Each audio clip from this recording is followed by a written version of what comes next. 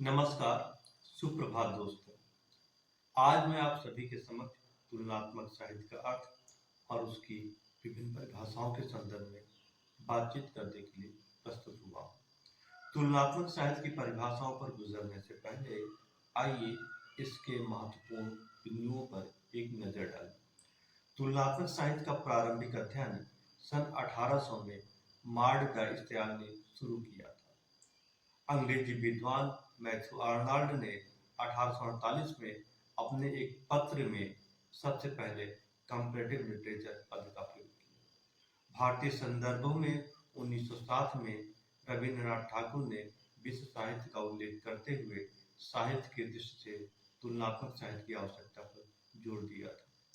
इसके बाद बंकिम चंद्र चटर्जी ने तुलनात्मक साहित्य के अंतर्राष्ट्रीय संदर्भवाद के आधार पर शेक्सपियर के नाटक टेम्पेस्ट की कालिदास के नाटक अभिज्ञान शाकुंतलम से तुलना की थी। यदि तुलनात्मक साहित्य के अध्ययन अध्यापन पर हम बात करें तो दक्षिण भारत हिंदी प्रचार सभा का उच्च शिक्षा और शोध संस्थान पहला विद्यापीठ था जहां पर हिंदी के पाठ्यक्रम के रूप में तुलनात्मक साहित्य को जगह दी गई थी।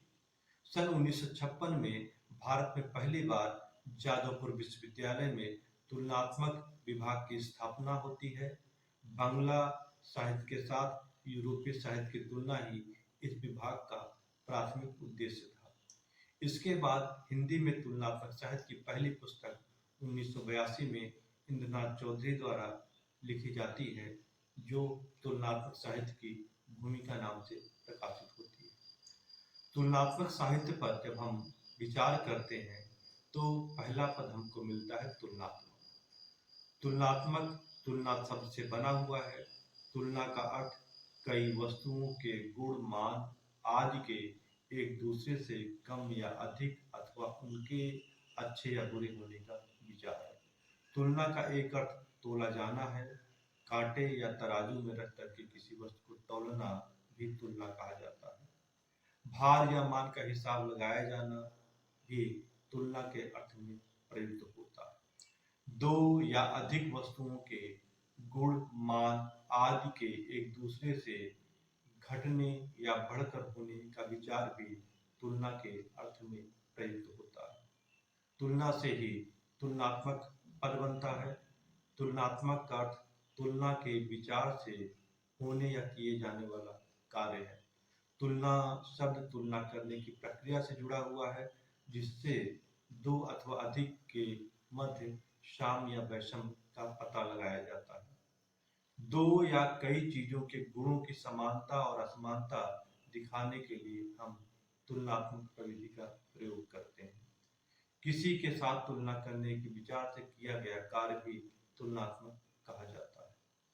इसके बाद तुलनात्मक के बाद हम तुलनात्मक साहित्य पर यदि नजर डालें तो तुलनात्मक एक विशेषण है जिसका अर्थ कई वस्तुओं के गुणों की समानता और असमानता दिखाने के लिए किया जाता है। तुलनात्मक साहित्य अंग्रेजी कंपैरेटिव लिटरेचर का हिंदी अनुवाद है और अनेक देशों में इसे सांस्कृतिक अध्ययन के रूप में मान्यता दी गई है। तुलनात्मक साहित्य के वर्गीकरण पर यदि हम नजर डालें तो comparative literature and literary theory में उल्रिच वाइन ने 1973 में तुलनात्मक साहित्य की अलग अलग परिभाषाओं के आधार पर इसे दो वर्गों में रखा। पहला वर्ग पैरिस जर्मन संप्रदाय और दूसरा अमेरिकी संप्रदाय था। कुछ विद्वान रूसी संप्रदाय को भी एक नए वर्ग के रूप में मान्यता देते हैं। तुलनात्मक साहित्य की परिभाषाओं पर यदि हम परिभाषा पर यदि हम नजर डालें तो पैरिस जर्मन संप्रदाय के पाल वर्टिंगहेम तुलनात्मक साहित्य को परिभाषित करते हुए कहते हैं कि तुलनात्मक साहित्य विविध साहित्य के पारस्परिक संबंधों का अध्ययन है अथवा अंतरराष्ट्रीय साहित्यिक संबंधों का इतिहास है या फिर वह साहित्य इतिहास की एक शाखा है। तुलनात्मक साहित्य को परिभाषित करते हुए अमेरिकी संप्रदाय के हेनरी एच रेमार्क कहते हैं कि तुलनात्मक साहित्य एकक राष्ट्र के साहित्य की परिधि के परे दूसरे राष्ट्रों के साहित्य के साथ तुलनात्मक अध्ययन है और यह अध्ययन कला, इतिहास, समाज विज्ञान, धर्मशास्त्र आदि ज्ञान के सभी क्षेत्रों के आपसी संबंधों का भी अध्ययन है। हेनरी एच रेमार्क की परिभाषा के भीतर तुलनात्मक साहित्य की प्रविधि, उसकी व्याप्ति, उसका क्षेत्र सब कुछ समाहित हो जाता है।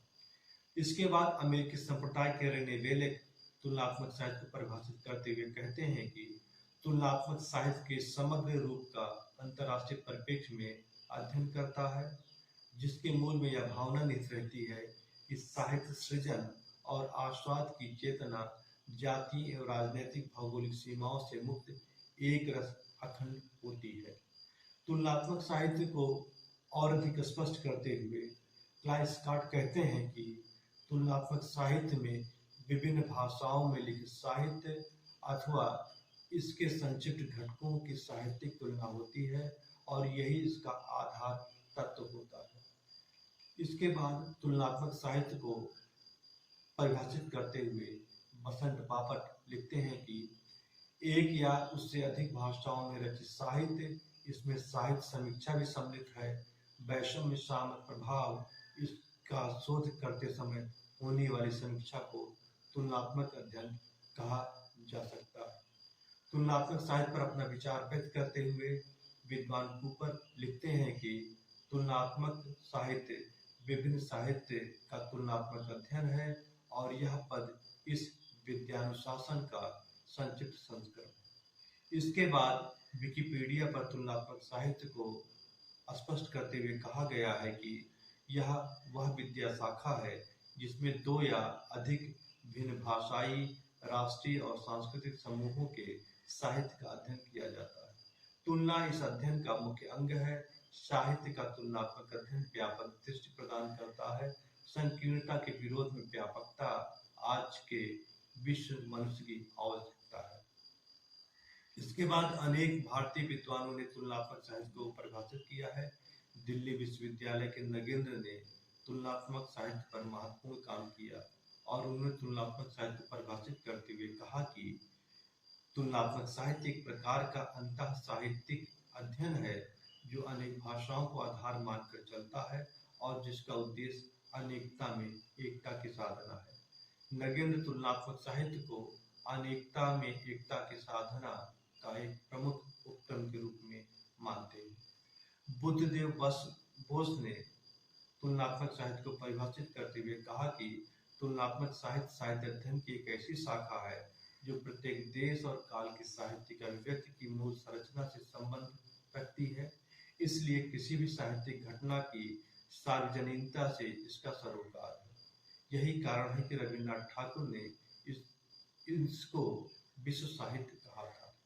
बुद्धदेव बोस रविन्द्रनाथ ठाकुर के मत से सहमत दिखाई देते हैं इस परिभाषा के आधार पर। इसके बाद तुलनात्मक साहित्य की भूमिका में इंद्रनाथ चौधरी ने तुलनात्मक साहित्य को स्पष्ट करते हुए कहा कि जब तुलना किसी एक राष्ट्र की परिधि को पार करके दूसरे राष्ट्र की भाषाओं में लिखित साहित्य को अपने में समेट लेती है, एक से अधिक भाषाओं में रचित साहित्य के साथ तुलना की जाती है, उसको निश्चय ही तुलनात्मक साहित्य कहा जाएगा। इसके बाद अनेक अन्य विद्वानों ने भी तुलनात्मक साहित्य को अलग अलग तरीके से परिभाषित करने का प्रयास किया, लेकिन तुलनात्मक साहित्य की इन परिभाषाओं के आधार पर हम जिस निष्कर्ष तक पहुंच सकते हैं वह यह कह सकते हैं कि तुलनात्मक साहित्य द्वारा ऐसी विशेषताएं उजागर होती हैं जो सामान्य अध्ययन से संभव नहीं है। इसके साथ ही तुलनात्मक साहित्य से नवीन संदर्भ नए रूप में प्रकट होते हैं। भाषा और साहित्य के बीच एक सेतु स्थापित करने का काम तुलनात्मक साहित्य करता हुआ दिखाई देता है।